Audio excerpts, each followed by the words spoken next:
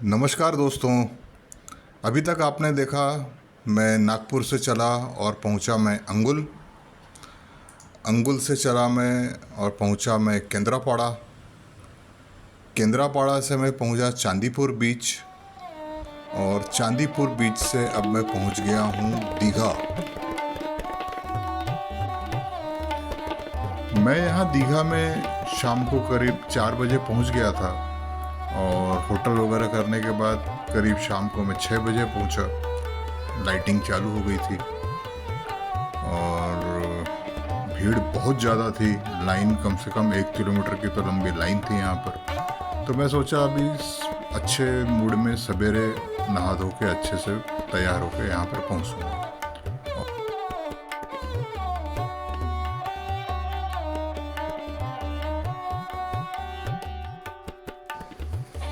तो अभी बज रहे हैं सवेरे के 7 और रोड पे ट्रैफिक चालू हो गया है। यह मंदिर सवेरे 5 बजे करीब खुल जाता है और रात के 9 बजे तक खुला रहता है। तो आज मैं सवेरे यहाँ पर दर्शन करने आया हूँ। दीघा का ये मंदिर एक हिंदू मंदिर है जो भगवान जगन्नाथ को समर्पित है। यह मंदिर पश्चिम बंगाल के ईस्ट मिदनापुर जिले में है। इस मंदिर में भगवान विष्णु के अवतार श्री जगन्नाथ जी, उनके भाई बलभद्र और बहन सुभद्रा की मूर्तियां विराजमान हैं। जैसे कि पुरी के मंदिर में सिर्फ हिंदू ही प्रवेश कर सकते हैं, यहाँ पर कोई बंदिश नहीं है। यहाँ पर सभी धर्म के लोग आ सकते हैं। ये मंदिर हिंदू के वैष्णव संप्रदाय के लिए सबसे पवित्र स्थलों में से एक है और इसे उड़ीसा के प्रसिद्ध जगन्नाथ मंदिर के रेप्लिका के रूप में बनाया गया। आपने अगर पुरी का जगन्नाथ मंदिर देखा है तो आप इससे कोरिलेट कर पाएंगे। ये करीब 24 एकड़ में फैला हुआ है और इसे बनाने में करीब 250 करोड़ रुपए लगे हैं। पश्चिम बंगाल की चीफ मिनिस्टर ममता बनर्जी जी ने 30 अप्रैल 2025 को अक्षय तृतीया के शुभ अवसर पर इस मंदिर का उद्घाटन किया था।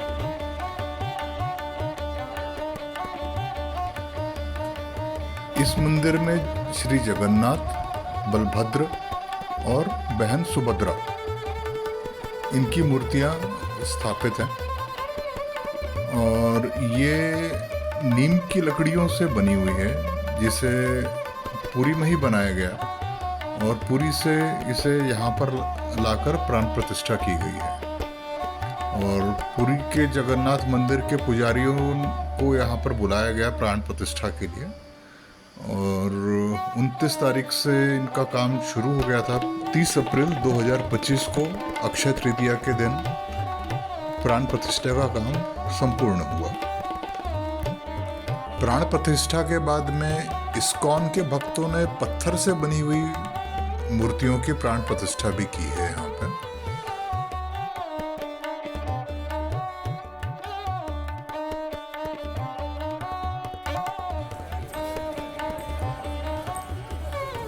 इस मंदिर को पुरी के जगन्नाथ मंदिर की तरह ही बनाया गया है। इसे कलकत्ता के आर्किटेक्ट स्टूडियो साइलेंट ने डिज़ाइन किया है और ये कलिंगा आर्किटेक्चर से मेल खाता है। इस मंदिर की ऊंचाई 65 मीटर्स यानी 213 फीट है और एक बड़ा सा शिखर है जिसमें झंडा फहराया हुआ है। इसकी जो फ्लोरिंग है, फर्श वियतनाम से इंपोर्टेड मार्बल से बना हुआ है। इससे पता चलता है कि ये मंदिर कितना भव्य और मजबूत है। निर्माण जो हुआ है वो राजस्थान के बांसी हिल्स से लाए गए सैंडस्टोन से किया हुआ है। मंदिर में काफ़ी सुंदर नक्काशी और मूर्तिकला, अलग अलग राज्यों के कारीगरों ने शिल्पकला की हुई है, पर इसमें पूर्वी भारत का अध्यात्म और स्थापत्य परंपरा को ही दर्शाया गया है। तो दोस्तों, इतना भव्य मंदिर बना और कंट्रोवर्सी ना हो, ऐसा तो हो ही नहीं सकता। मंदिर के उद्घाटन ने सबसे पहले विवाद का जन्म दिया, विशेष रूप से पुरी स्थित जगन्नाथ मंदिर के सेवक समुदायों के बीच में। दो प्रमुख पुजारी हैं, उन्होंने अपने सब सदस्यों को दीघा मंदिर में किसी भी धार्मिक अनुष्ठान में भाग लेना, महाप्रसाद तैयार करना और देवी देवताओं को सजाने से सख्त मना कर दिया। पुरी परिसर में नोटिस भी चिपका दिए गए थे और लीफलेट्स भी वितरित कर दिए गए थे, जिसमें उल्लंघन करने वालों को किसी भी तरह से माफ नहीं किया जाएगा। उन्हें सामाजिक बहिष्कार और संघ से निष्कासन की भी चेतावनी दी गई थी।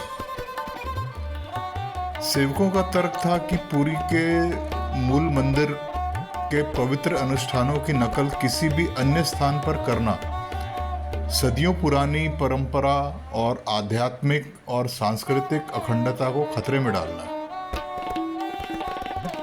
विवाद को उस समय बल मिला जब यह रिपोर्ट सामने आई कि वरिष्ठ दैतापति सेवक रामकृष्ण दास महापात्र ने सेवक संघों के स्पष्ट निर्देशों के बावजूद दीघा मंदिर की प्राण प्रतिष्ठा में भाग लिया।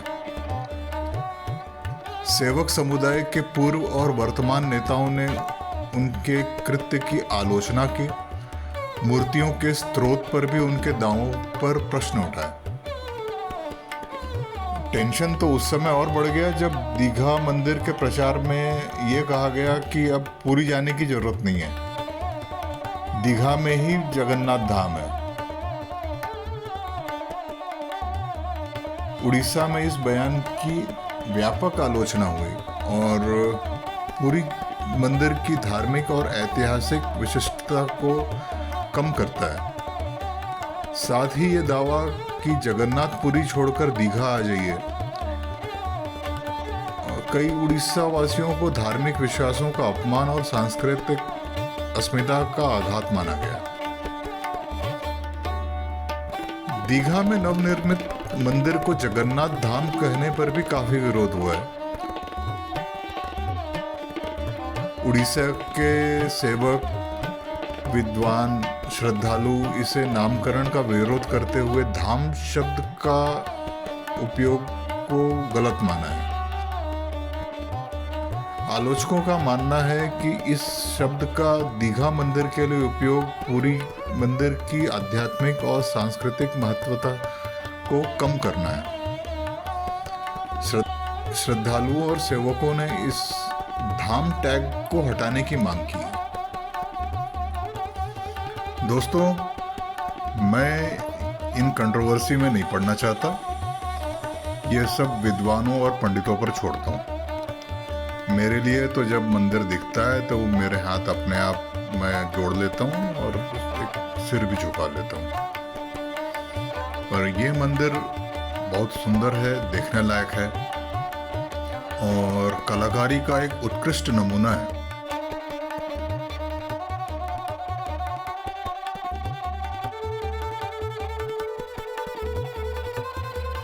जैसे पुरी में हर साल रथ यात्रा होती है, यहाँ भी भगवान जगन्नाथ, भाई बलभद्र और बहन सुभद्रा के रथ बने हुए हैं, तो यहाँ भी रथ यात्रा निकलेगी।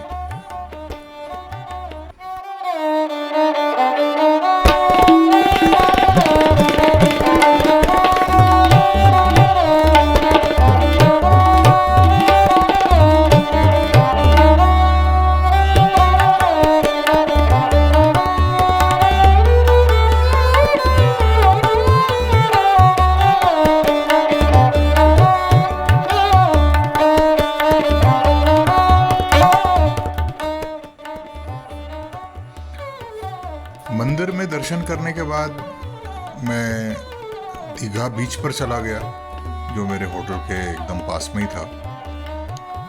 और सवेरे तो ज़्यादा भीड़ भाड़ नहीं थी। मैं जैसे आपको बताया कि मैं कल शाम को पहुंच गया था और वहाँ के कुछ मैं फ़ोटोग्राफ्स और वीडियोस शेयर कर रहा हूँ। और कल शाम को तो ऐसा लग रहा था कि पूरा बंगाल ही यहाँ पर आ गया है, इतनी भीड़ थी। लेकिन ये बीच काफ़ी वेल मेंटेन्ड है, काफ़ी साफ सुथरा है, लोग आपको परेशान नहीं करते हैं, हॉकर्स घूमते रहते हैं लेकिन आपको कभी तंग नहीं करते हैं। तो आपकी मर्जी है, आप शॉपिंग करिए, नहीं मर्जी है आप घूमते रहिए, वहाँ पर आप एंजॉय करिए। तो अच्छा लग रहा था यहाँ पर शाम को, बड़ी ठंडी हवा चल रही थी।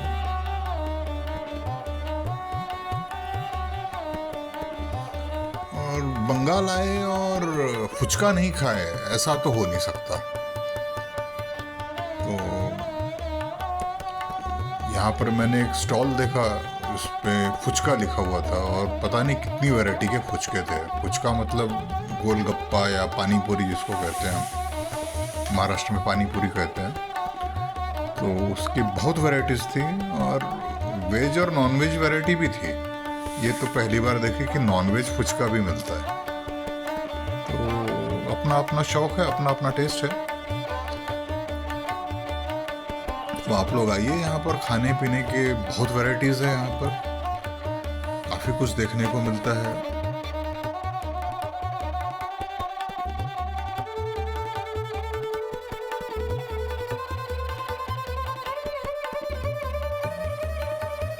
और यहाँ पे ड्राई फ्रूट्स, काजू, इसके काफ़ी स्टॉल्स हैं। तो शायद यहाँ पर काजू काफ़ी होता होगा, तो यहाँ पे काजू काफ़ी स्टॉल्स दिख रहे थे।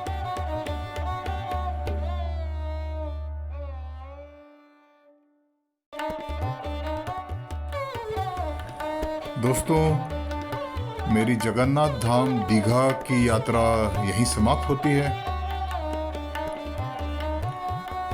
मैं यहाँ से अब निकलूँगा कल सवेरे। नेक्स्ट डेस्टिनेशन है मेरा गया, ये बिहार राज्य में आता है।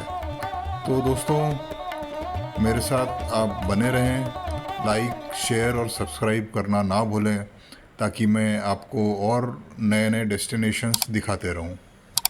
जय जगन्नाथ।